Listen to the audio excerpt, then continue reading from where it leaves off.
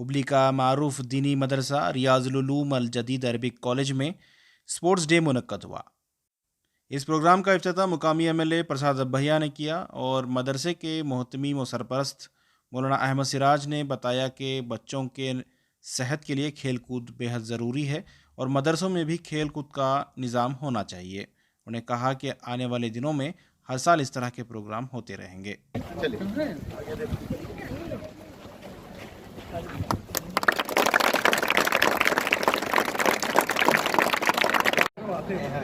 ये बॉल आप जिसको देना है दे दें, दोनों में से ठीक है।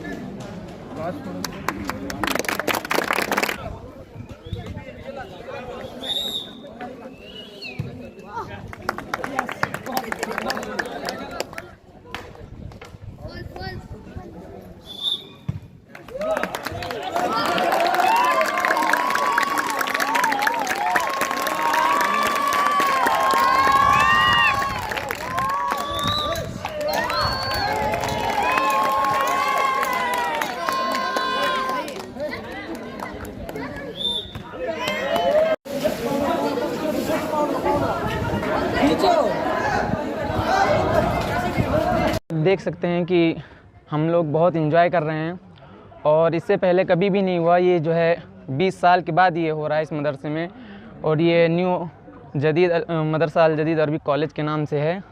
और जैसा कि आप देख सकते हैं किसी भी मदरसे में ऐसा जो है नहीं है, क्योंकि वो सिर्फ दीनी लाइन से हैं, दुनियावी से नहीं हैं।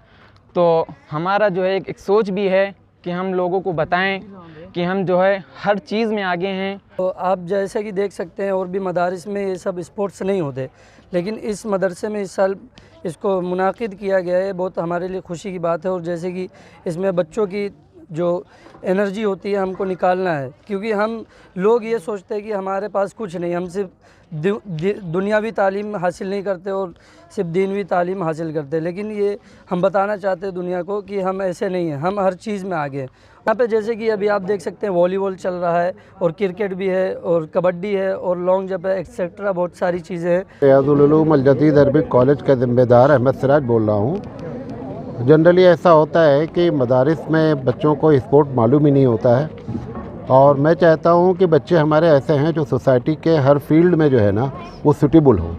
एक बात और हमारे नबी ने बात फरमाई, मुस्लिम शरीफ की रवायत है कि ताकतवर इंसान जो है वो कमज़ोर इंसान से ज़्यादा अल्लाह को पसंद है।